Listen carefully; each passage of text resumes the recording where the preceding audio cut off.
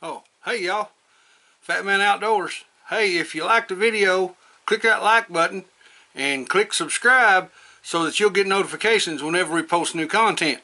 Appreciate you watching. This is the Fat Man. I'm gone. Hey y'all, Fat Man Outdoors. Welcome to the surface of the sun, otherwise known as South Central Kentucky, where the temperature is about 98 degrees and the humidity is about 99 degrees. It's been a miserable few days, guys. Right before the 4th of July, everything turned and the temperature shot up, and it looks like it's going to stay there for a while, and not much in the way of rain is headed toward us. We may get a little off that tropical storm that rolled up through Texas, but I don't know if we'll get much. I hope everybody had a safe and fun 4th of July. I took off a few days to do some stuff with my family over the 4th. I really enjoy celebrating the 4th, except for one thing: I have outside dogs. And if you have outside dogs, you understand how the hassle of the 4th of July can really weigh on you. I've got 100-pound dogs, 100-plus pound dogs, half pit bull, half Great Dane, and if they get mad or scared due to something, whatever that something is usually pays the price. Well, they couldn't get away from the fireworks. I couldn't bring all of them in the house because I have 4 100-pound dogs outside, and then I've got 2 60-pound pups that are 5 months old in the house that we've trained to make house dogs out of. Thank God we've got them broke. But the problem was that 2 of the bigger pit bull Great Dane mixed dogs decided they didn't want to stay in their enclosure. They have a run that's 24 feet wide and 36 feet long, and the big dog, the big black and white one, Mario, he ate his way out. And when I say ate his way out, I mean he literally ate through the fence. I'd go back and fix it. Every time I'd fix it, put him back, he'd eat it out bigger. Started putting stuff in, because for some reason it was just that one particular area in the fence he was eating through, so I started adding stuff to the fence and wiring in heavier materials so that he wouldn't chew through it. Once I got up to the point of having stuff he couldn't chew through, he'd just stick his head in it, push, and blow it out. Just carry it with him if he had to when he went, but he was going out. There was no way to stop him. So just by chance, I have a second. The front part of my yard I've got fenced off for. We let the pups out to use the restroom, and one day I just brought them through the house, and Mario and Albert, his little sidekick, I call him a sidekick, he's another 100-pound dog, and I let him go into the front yard. And sorry about the mowing noise, these people, my neighbors are mowing. Let him go into the front yard. He was content. It's literally 20 feet from where he was tearing himself out of the lot. He could literally walk up to the gate to go into his enclosure, but he wouldn't stay in it. I don't know why. Maybe the echo or something from the fireworks that the people were shooting over that way was scaring him, maybe, I don't know. But anyway, we got it straightened out now. Hopefully we got it took care of, got them in the lot and they're staying there, so pray that works out for me. But anyway, on to the video. What I wanted to show you guys something. Okay, it's hot part of summer. Everybody that likes to fish, you know, in the spring and the fall, endless hours of throwing spinner baits, soft plastics, crankbaits. Not only is it fun, but it's rewarding. Okay, well, in those hot summer months, mid-June through 1st of September, when it's 100 degrees outside and the humidity is 95%, and the sun's beating down like it's trying to kill you after about 9:30, it's not so much fun, but it still can be productive.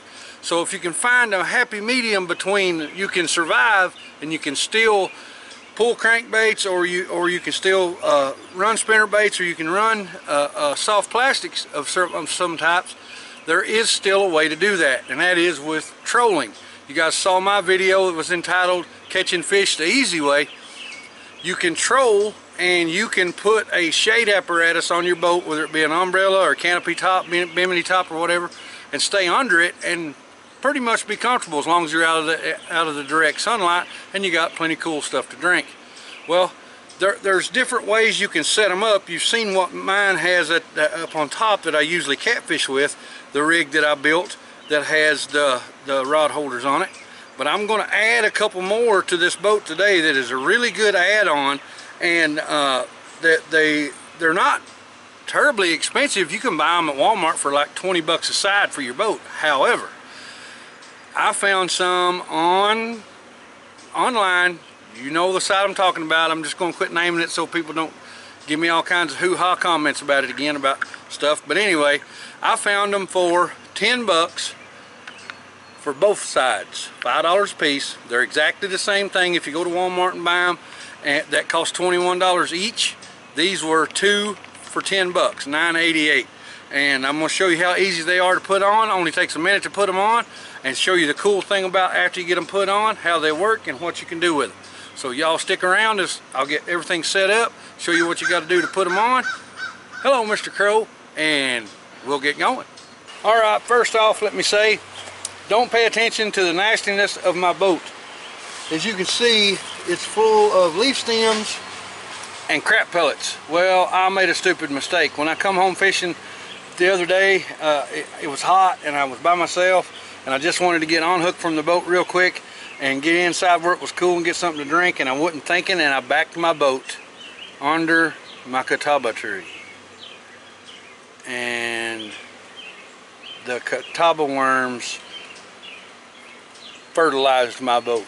There's like half an inch of caterpillar crap all over the floor of my boat, so now I'm going to have to probably take the leaf blower and blow it all out as best I can, and then take the pressure washer and pressure wash it, because it's full. But you live and you learn, you go on. A lot of it will blow out going down the road when I first go fishing. But anyway, so let's go. Alright, so these kits come with, of course, the part that your reel goes in, okay, that you put your rod in. Very simple. It also comes with this type of bracket that if you want to mount it to where you drill a hole in your hull of your boat, and this sets down in it, and you put 4 screws in it to hold it in there, you can use that type. Or you can use this type, which has 2 pieces that go together, clamshell together, around your handrail if you have handrails on your boat, which is very neat, and I'll show you why just in a minute, of why that works out really good if you can use that. So what you want to do is, though, when you put these on, you want to make sure that you put them on with the part that the holder is going to go down in on the inside of your boat, and then the other piece on the outside. And then when you tighten them down, it'll stay in good spot. So it's real simple to put them on. Just put a bolt through it. They come with all the hardware. Take one of these self-locking nuts that they send with it. Put them on there. Same thing, there's 4 of them. Real quick. This is probably my opinion, one of the better add-ons you can do to your boat that it's not something that's going to be all chunky and stuff and have a bunch of stuff on your boat when you don't want it, if you're just out cruising around, or like with this boat, my kids take it out and tube on it a lot because it goes real fast. But it doesn't have a lot of stuff sticking up for things to get caught on, for fishing line to get caught on if you're just out having a good day fishing.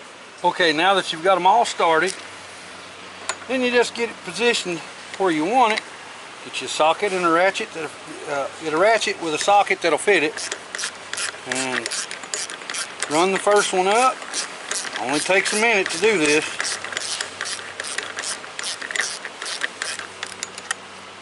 Then what I like to do is offset them so you don't put too much pressure on one particular bolt that's going to be on your unit.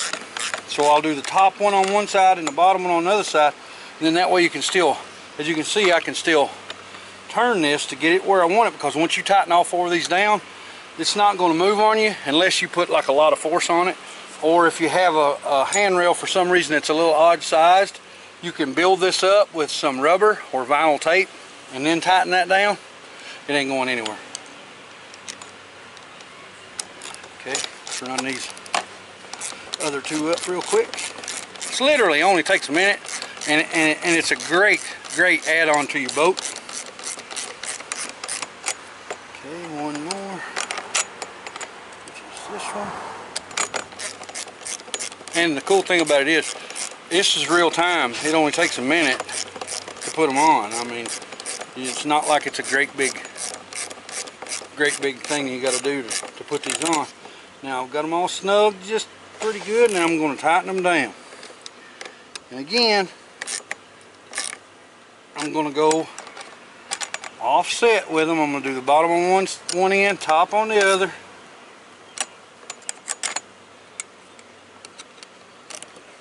Man, it's getting hot out here already, and it's like 7:30 in the morning. Alright, that's got them tightened up, and that will move the boat and won't move.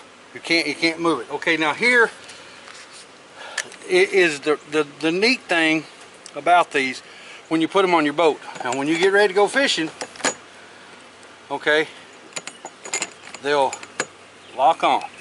Put them in there, set your rod and reel in there, close this little half circle thing up to keep your rod from coming out for any reason. It'll stay right there. Just set your drag light to where the line can feed when a fish hits. Let your lure run out. Once you get out as far as you want, set your gear, your reeling gear, and you're good to go. Set your boat at speed, whatever, depending on what you're going to be running at, and you're fishing. You can sit in the shade, you can drink iced tea or whatever is your favorite. I would prefer it not be alcohol, especially if you're on the water, but just not only that, because it causes problems. These are adjustable. You can loosen this little knob, and you can adjust the tilt on them. I don't know why you would really want to. I like just leaving mine just like that, where it's pretty much level, and it gives your lure, it helps you figure out what your lure will do in the water. These are solid, they won't go anywhere. It's going to have a little bit of movement here because they're sitting in that star sockets thing down in there that they sit in, but you set your line tension on your drag to where you can pull it off easily, you know, not just spool it off, but it'll slide off no problem. And when the fish hits, then you can just tighten your drag up a little bit into a fighting position, and you're ready to go. Now here's the good thing about this. It's the reason why it's a great add-on to your boat. You don't want this big chunky thing on your boat all the time. If you're just out riding around with the family, or like I said, my kids like to tube with this boat, or if you're out slip float fishing for crappie or bluegill, or even just down fishing for catfish, and you don't want to use these, okay? Pull up on them, turn them 180 degrees, they pop out, and that's it. You can just throw them in one of your storage boxes. You're done until you need them again, and then when you need them again, set them in there, set them where you want them to be, throw your rod in there, close it up, and you're fishing. Guys, I hope this was something that was informative to you. This is a great little add-on. Like I say, you can get them on my favorite website. You know the one I'm talking about. 10 bucks for both sides. $9.88 is what I paid for these. You'll like them. I promise you'll like them. Because in the summertime, you still want to fish, and you're trying to figure out a way to where you can crankbait or spinnerbait fish or plastic bait fish, and you can't because by 8 o'clock in the morning, you're like melting like Hershey's chocolate. Throw you a canopy top on your boat and get you some of these and go fishing. I appreciate y'all watching this video. This is the Fat Man. I'm gone.